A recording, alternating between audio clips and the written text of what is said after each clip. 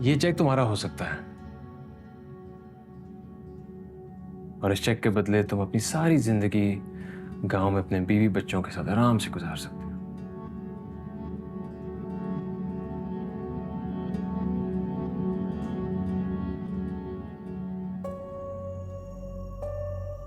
मुझे करना क्या होगा?